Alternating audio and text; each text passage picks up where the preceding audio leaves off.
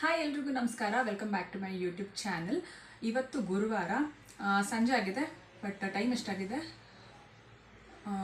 7:30 ಆಗ್ತಿದೆ ಟೈಮ್. ನಾನಿವಾಗ ಹೋಗ್ತಾ ಇದ್ದೀನಿ ಟೆಂಪಲ್ಗೆ. ಯಾವ ಟೆಂಪಲ್ ಅಂದರೆ ಇವತ್ತು ಗುರುವಾರ ಆಗಿರೋದ್ರಿಂದ ನಾನು ಹೋಗ್ತಾ ಇದ್ದೀನಿ ಸಾಯಿಬಾಬನ ದೇವಸ್ಥಾನಕ್ಕೆ.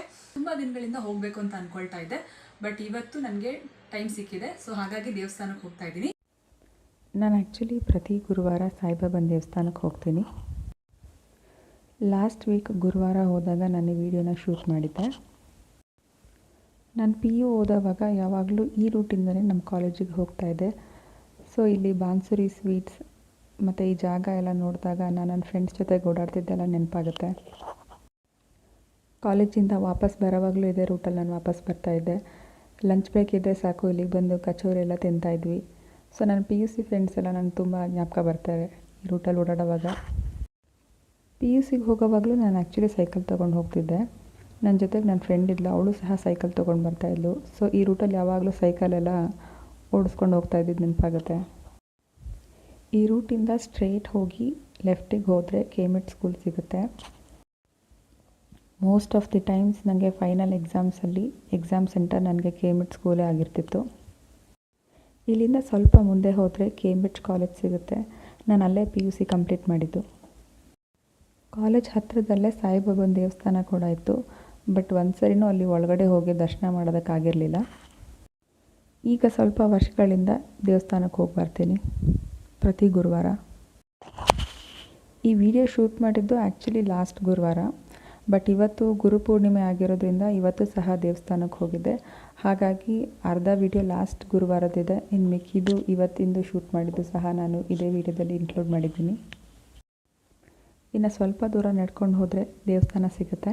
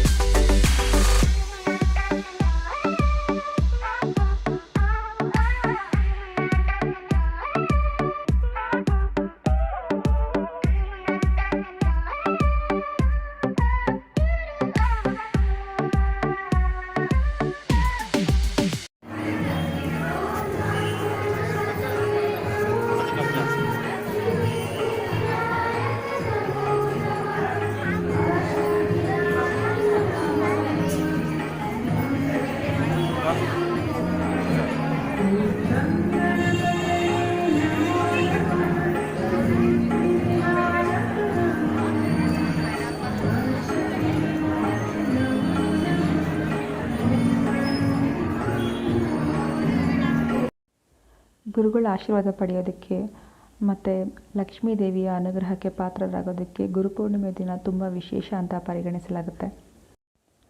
ನಮ್ಮ ಹಿಂದೂ ಧರ್ಮ ಗ್ರಂಥಗಳಲ್ಲಿ ಗುರುಪೂರ್ಣಿಮೆಗೆ ಬಹಳ ವಿಶೇಷವಾದಂಥ ಮಹತ್ವ ಇದೆ. ಪ್ರತಿ ವರ್ಷ ಆಷಾಢ ಮಾಸದ ಹುಣ್ಣಿಮೆಯ ದಿನ ಗುರುಪೂರ್ಣಿಮೆಯನ್ನು ಆಚರಿಸಲಾಗುತ್ತೆ.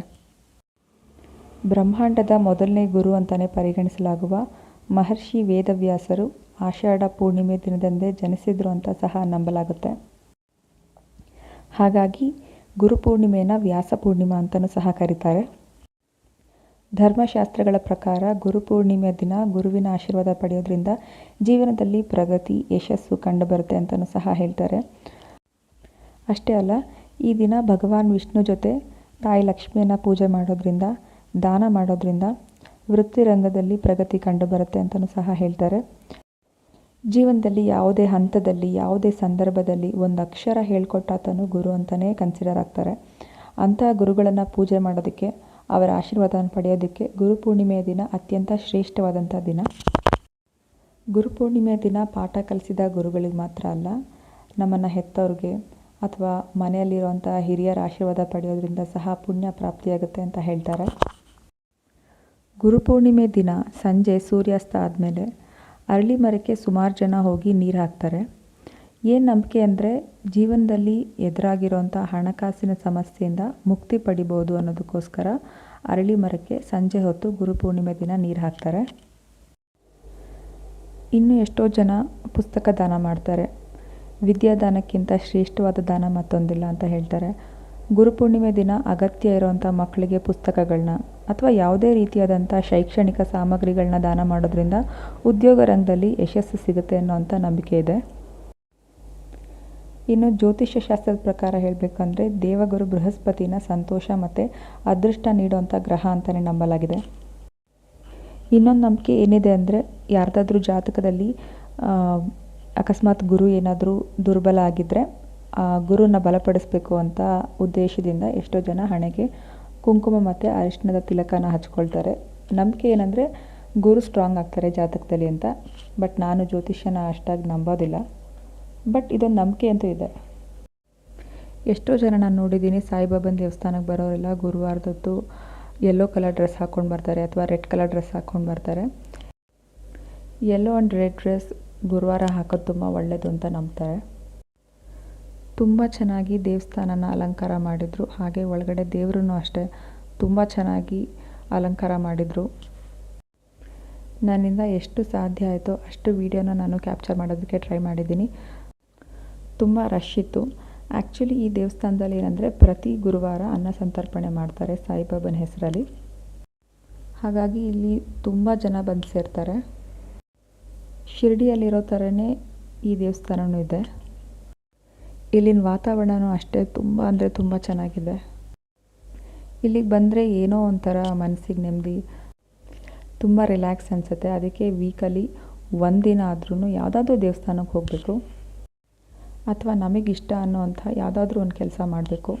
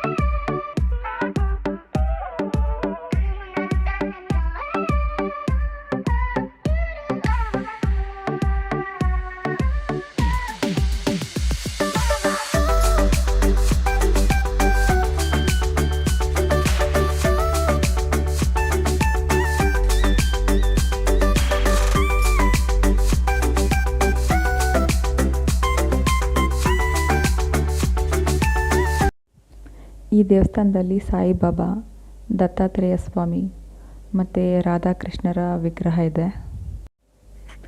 ದೇವಸ್ಥಾನದ ಪ್ರತಿಯೊಂದು ಮೂಲೆನೂ ಅಲಂಕಾರ ಮಾಡಿದ್ದಾರೆ. ನೋಡೋದಕ್ಕೆ ತುಂಬ ಚೆನ್ನಾಗಿದೆ.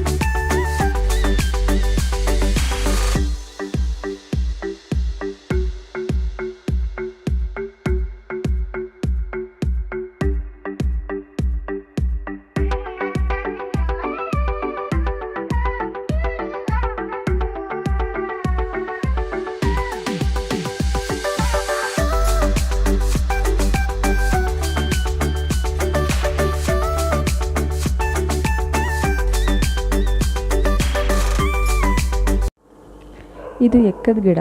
ಇದ್ರ ಬುಡದಲ್ಲಿ ಗಣಪತಿ ಇರುತ್ತೆ ಅಂತ ನಂಬಿಕೆ ಇದೆ. ಈ ಪ್ರಸಾದ ಆ್ಯಕ್ಚುಲಿ ಲಾಸ್ಟ್ ಗುರುವಾರ ಕೊಟ್ಟಿದ್ದಿದ್ದು.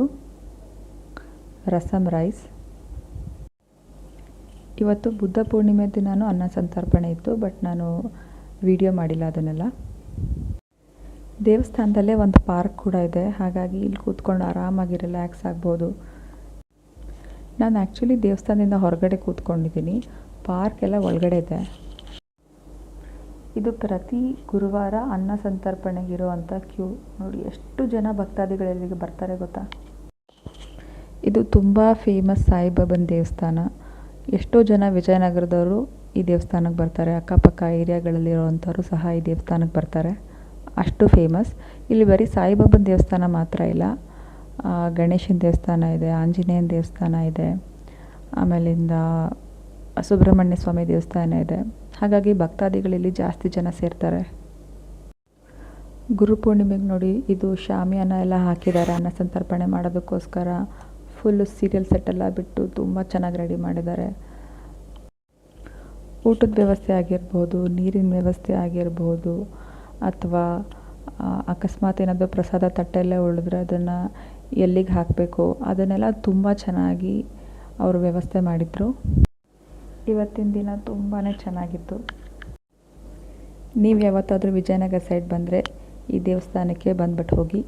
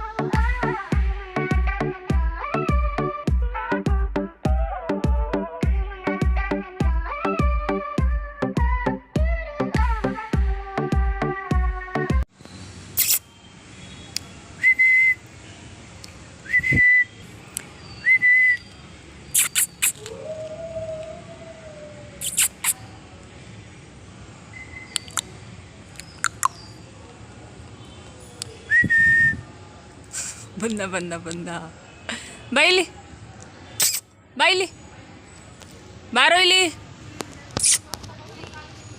ಬೈಲಿ ಬೈಲ್ ಬೈಲ್. ಹಾಂ ಬಂತು ಬಂತು ಬಂತು ಬಂತು ಬಂತು. ಆ್ಯಕ್ಚುಲಿ ಇಲ್ಲಿ ಕ್ಯಾಮ್ರಾದಲ್ಲಿ ಕರೆಕ್ಟಾಗಿ ಕಾಣಿಸ್ತಿಲ್ಲ. ಇಲ್ಲೊಂದು ನಾಯಿ ಒಳಗಡೆ ಬಚ್ಚಿಟ್ಕೊಂಡಿದೆ. ಕರೆದ ತಕ್ಷಣ ಆಚೆ ಬರುತ್ತೆ, ಮತ್ತೆ ಒಳಗಡೆ ಹೋಗುತ್ತೆ. ಒಳಗಡೆ ಹೋಗಿ ಕೂತ್ಕೊಂಡಾಗ ಮತ್ತೆ ಕರೆದ್ರೆ ಬರುತ್ತೆ. ಬೈಲಿ ಬಂದಿದ್ದಾನೆ ಆಚೆ, ಇಲ್ಲಿ ಕಾಣಿಸ್ತಿಲ್ಲ ಅಷ್ಟೇ ಕ್ಯಾಮ್ರಾದಲ್ಲಿ ಕ್ಲಿಯರಾಗಿ.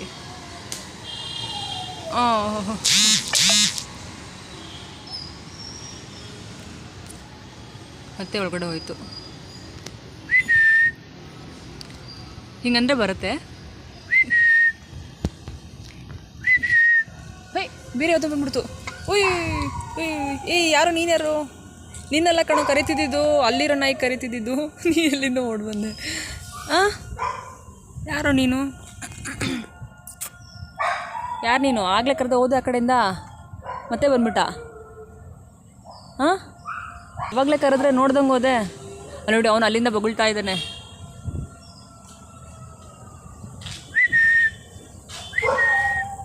ಹಾಂ ಏನಪ್ಪ ನೀನು ಎಲ್ಲಿಂದ ಬಂದೆ ನೀನು ಮತ್ತೆ? ಹಾಂ ಕೇಳಿಸ್ತಿರೋ ನಾನು ಕರೆಯೋದು? ಅಮ್ಮ ಅಲ್ಲಿ ನೋಡಿಲ್ಲಿ ಆ ನಾಯಿನ ಕರಿತಿದ್ರೆ ಇದು ಎಲ್ಲಿಂದ ಓಡ್ ಬಂದ್ಬಿಡ್ತು. ಇಲ್ಲಿ ನೋಡಿ ಇಲ್ಲಿ ಬಂದಿದೆ ನೋಡು. ಇವಾಗ ಅವನಿಗೆ ಬೇಜಾರಾಗ್ತಿದೆ. ಇಷ್ಟೊತ್ತಿಂದ ಕರೆದ್ರೂ ಬರ್ತಿರ್ಲಿಲ್ಲ. ಒಳಗೆ ಬರೋದು, ಅಲ್ಲಿಂದ ಒಳಗೆ ಹೋಗೋದು, ಮತ್ತು ಆಚೆ ಬಂದು ಬೊಗಳೋದು ಹಂಗೆ ಮಾಡ್ತಿದ್ದ. ಇವಾಗ ಇನ್ನೊಂದು ಹೊಸ ನಾಯಿ ಬಂತಲ್ಲ, so I am trying to make him jealous. ಇಲ್ಲಿ ನೋಡಿ ಇಲ್ಲಿ ನನ್ನ ನಾಯಿ ಇದೆ. ಬಮ್ಮ ಬೈಲಿ ಬಾ. Good boy, you are a good boy. ನೋಡು ಇಲ್ಲಿ ಅವನು ಬೊಗಳ್ತಾ ಇದ್ದಾನೆ. So cute. ಅದು ಕಾಣಿಸ್ತಿಲ್ಲ ಇಲ್ಲಿಂದ, ಆ್ಯಕ್ಚುಲಿ ಸ್ವಲ್ಪ ದೂರ ಇದ್ದಾನೆ ಅವನು. ಕ್ಯಾಮ್ರಾ ಅಲ್ಲಿವರೆಗೂ ಫೋಕಸ್ ಆಗ್ತಿಲ್ಲ. ಇಲ್ಲಿ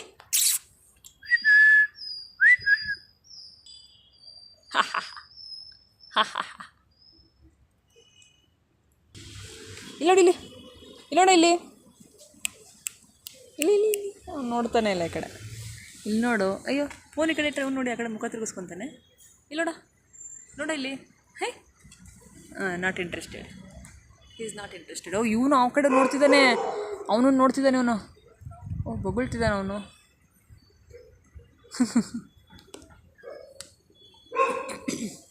ಬೊಗಳು ನೀನು.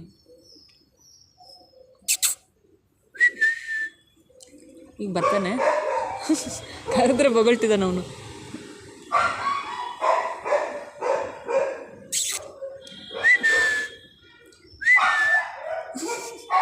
ಫುಲ್ ಕೋಪ ಬಂದ್ಬಿಟ್ಟಿದೆ ಅವನಿಗೆ, ಫುಲ್ಲು ಕೋಪ ಬಂದಿದೆ ಅವನಿಗೆ.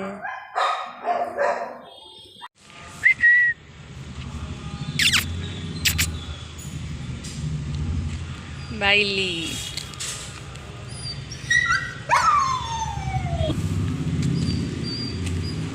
ಬಾರಲ್ಲಿ.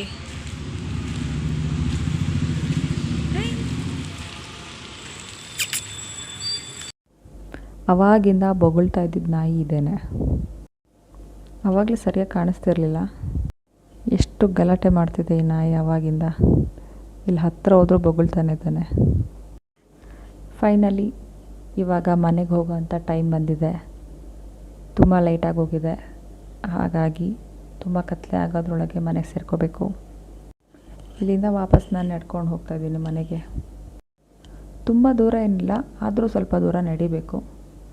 ಕತ್ಲೆ ಬೇರೆ ಆಗಿದೆ ಅಲ್ವಾ, ಹಾಗಾಗಿ ಬೇಗ ಮನೆಗೆ ಹೋಗಬೇಕು.